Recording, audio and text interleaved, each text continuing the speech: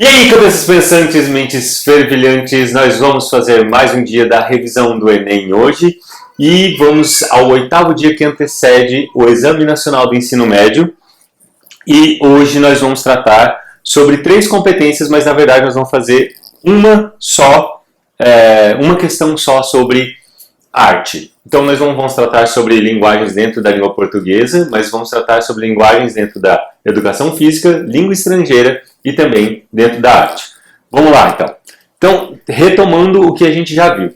No vídeo 10, faltando 10 dias, nós falamos sobre os conhecimentos linguísticos, sobre como compreender os fenômenos, resolver problemas, construir argumentos e também fazer propostas de intervenção. Dentro disso, existem todos, um apanhado geral para todos os conteúdos dentro do ensino médio, né? Que a gente chama de eixos cognitivos, que são as estruturas de conhecimento, vamos falar assim. Depois, no segundo vídeo, faltando 9 dias, nós vimos as competências e habilidades, a diferença entre competência e habilidade e como isso se encaixa dentro da área de linguagens. Por fim, nós vimos ali, né, que a primeira competência, que era aplicar as tecnologias da comunicação e da informação na escola, no trabalho e em outros contextos relevantes para a sua vida. Interessante notar que quando você for estudar, é bom fazer isso. Você viu um conteúdo, retoma todos os conteúdos que você viu, nem que for só uma linhazinha, para você fixar esse conteúdo na sua cabeça de tudo que você já estudou. Isso reforça a sua memória e faz com que você não esqueça. É um bom método de estudo. Então vamos seguir. A matriz de referência, linguagem, códigos e suas tecnologias. A competência 2 é uma competência que diz respeito à língua estrangeira. Conhecer e usar a língua estrangeira moderna como instrumento de acesso à informação e outras culturas e grupos sociais. Essas habilidades descritas aí, associar os vocábulos e expressões, utilizar os conhecimentos da língua estrangeira moderna, relacionar um texto em língua estrangeira moderna ou reconhecer a importância da produção cultural em língua estrangeira moderna, é a relação entre linguagem, a maneira como a língua se constrói, os aspectos linguísticos, você pode falar sobre o tipo de palavra, sobre o vocabulário, mas também é importante você conhecer a cultura que está associada à língua estrangeira moderna. Seja ela o espanhol, seja ela o inglês. Então nós não vamos resolver hoje nenhuma questão sobre isso. Vamos para a competência 3, que diz respeito à educação física. Compreender e usar a linguagem corporal como relevante para a própria vida, integradora, social e formadora de identidade. É importante ressaltar aqui que por que trata como área do conhecimento? Porque essa área do conhecimento, quando a gente pensa em linguagens, ela pode estar associada em língua portuguesa com educação física ou arte, dança, né? Você pensa dança, movimento corporal. Ela está diretamente relacionada também com o aspecto da educação física. Então elas dialogam entre si. Não dá para a gente isolar. Por isso que a área do conhecimento é uma maneira mais ampla de tratar esses conteúdos que são cobrados de vocês no Enem. Então vamos lá. Quais as habilidades? Reconhecer manifestações corporais, reconhecer a necessidade de transformação de hábitos corporais, e aí, em alguns aspectos, a educação física vai dialogar com biologia, por exemplo, então é sempre importante você estar preparado para isso. E na habilidade 11, reconhecer a linguagem corporal como meio de interação social. Então, a nossa relação com a sociedade, a linguagem que a gente estabelece, a maneira como o esporte pode representar a cultura e identidade. Pensa na capoeira, por exemplo, né? Ou pensa ainda nas Olimpíadas, o quanto um desportista pode representar uma nação inteira e assim por diante, entre outras possibilidades de correlação, de interação social que o esporte pode nos proporcionar. E aí, vamos à competência 4 que nós vamos tratar aqui, que diz respeito à arte. Compreender a arte como saber cultural e estético, gerador de significação e integrador da organização do mundo e da própria identidade. Então, a maneira como nós nos manifestamos artisticamente representa aquilo que somos, como nação, como pessoa, como cidadão e assim por diante. Bom, quais são as habilidades que estão relacionadas a esta competência, a competência 4, que diz respeito à arte? Habilidade 12, reconhecer diferentes funções da arte. Para que serve a arte? Do trabalho da produção dos artistas em seus meios culturais. Então você pensa lá o Leonardo da Vinci, no Renascimento. O que ele representava naquela época, como era o trabalho dele, qual que eram os preceitos estéticos e assim por diante.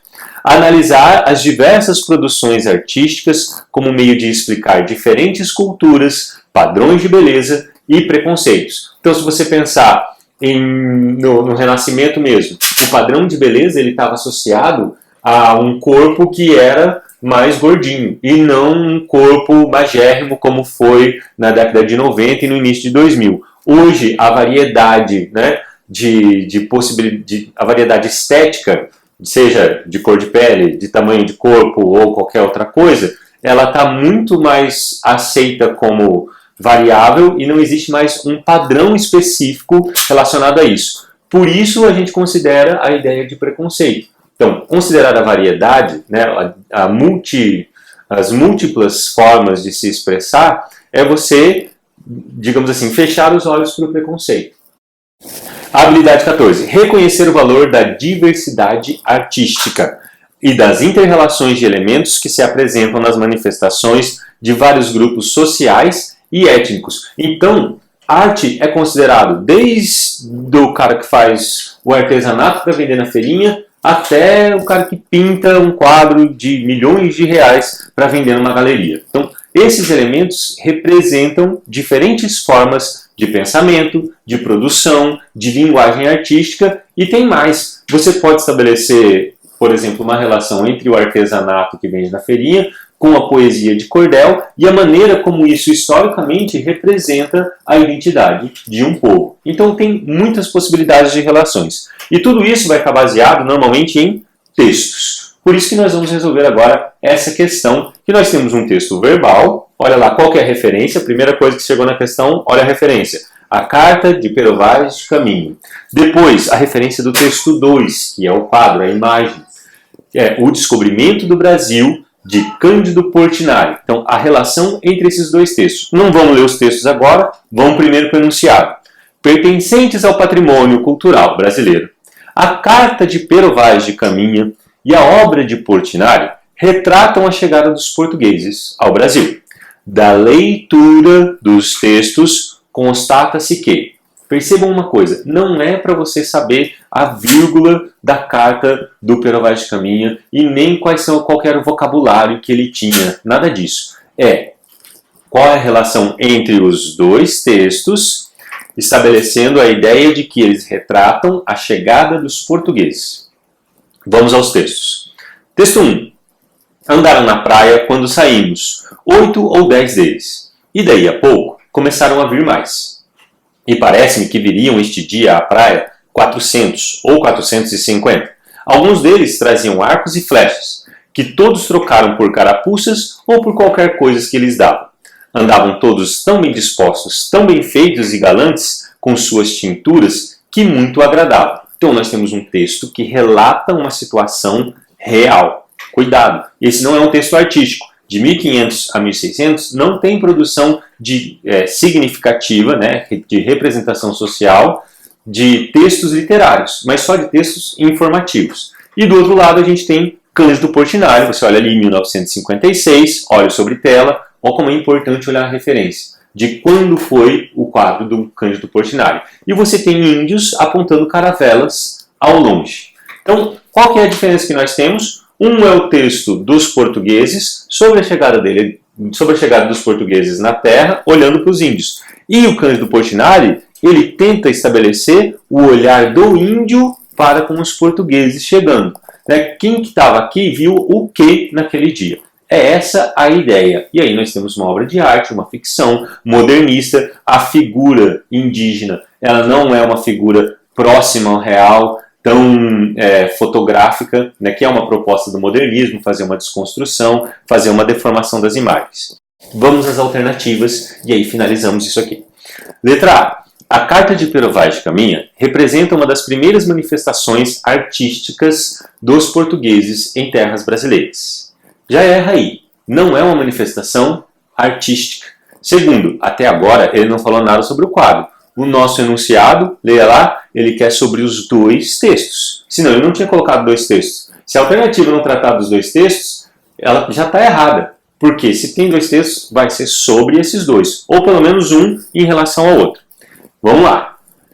Então, não é chegada artística das terras portuguesas. E preocupe-se apenas com a estética literária. Jamais. Ele só se preocupa com descrever o que está acontecendo aqui. Primeiro erro, não trata dos dois textos. Segundo erro, não tem nada a ver com arte esta carta. Tem a ver com um documento histórico. Letra B. A tela de Portinari retrata indígenas nus com corpos bem pintados, cuja grande significação é a afirmação da arte acadêmica brasileira e a contestação de uma linguagem moderna. Ai meu Deus, eu não sei nada de modernismo, eu não lembro do Cândido Portinari, e aí você retoma de novo o enunciado. Ele pediu sobre os dois textos, e esse está falando só do quadro. Pronto, já está errado. Outra questão que está errada, não é a afirmação de uma arte acadêmica, certo? Porque o modernismo ele visa exatamente desconstruir a ideia de que a arte tem que ter uma regra. E a ideia de arte acadêmica é que existia uma regra de composição. E o modernismo fala, não, cada um faz o que quiser. Basicamente isso. Então, não é contestação de linguagem moderna, pelo contrário, é a reafirmação de uma linguagem moderna. Letra C. A carta, como testemunho histórico-político, mostra o olhar do colonizador sobre a gente da terra. A pintura, já tratou dos dois textos. Gostei dessa afirmativa. Em primeiro plano, a inquietação dos nativos. Documento histórico-político, testemunho histórico-político, mais certeiro ainda, e depois a inquietação dos nativos retratados. Parece interessante. Não determine ainda a alternativa certa antes de conhecer as outras alternativas. Letra B. As duas produções, começou bem, falou das duas produções. Embora usem linguagens diferentes, verbal e não verbal, até aqui tudo ok, cumprem a mesma função social e artística, aí está errado. Um é documento histórico, o outro tem uma função de entretenimento, é um quadro, retrato histórico. Então, um aconteceu naquela época e está falando sobre aquela época como um registro. O outro está tematizando a descoberta. São textos com intenções diferentes, não só formas diferentes. Né? Não é um só verbal, outro não verbal, e eles tratam a mesma coisa. Não, senhor. Só se fosse uma fotografia dos portugueses chegando. Aí tudo bem. Aí a gente poderia dizer, não, realmente é um documento histórico. Mas nesse caso, eles não têm a mesma função social e artística, errada a letra D. Letra E. A pintura e a carta de Caminha. A pintura e a carta de Caminha são manifestações de grupos étnicos diferentes, produzidas em um mesmo momento histórico. Aí você não sabe de quando o Portinari é, você ficou desesperado. Só vai ficar desesperado se você não olhou a referência. Está lá, 1956. Cuidado com as referências de, por exemplo, vamos voltar um pouquinho para vocês verem aqui. A Carta do Caminha está em 1996. Mas aí exige um conhecimento técnico e cultural seu de que a Carta de Pero Vaz de Caminha não foi escrita em 1996, né, Caio? E mesmo se ela fosse, um é de 56 e outro é de 96, são totalmente diferentes. Então, não pode ser do mesmo momento histórico, isso é impossível. Ambos retratam a colonização, mas um é do modernismo, o outro é lá de 1500, século XVI, portanto, não tem cabimento, só sobrou letra C, e é essa a alternativa correta. Perceberam uma coisa? Sempre texto enunciado. Se somo texto enunciado tiver dentro da alternativa esses conteúdos, né, do texto e do enunciado, você vai conseguir chegar na alternativa certa de uma forma fácil, simples e sem complicações. É lógico que alguns conteúdos vão ser mais complicados, né? Não dá para falar que é tudo fácil, mas de forma geral, nós estaremos sempre atentos a esses dois elementos. Um bom português para vocês, fiquem tranquilos, as revisões continuarão e até mais. Tchau! Para de dar tchau!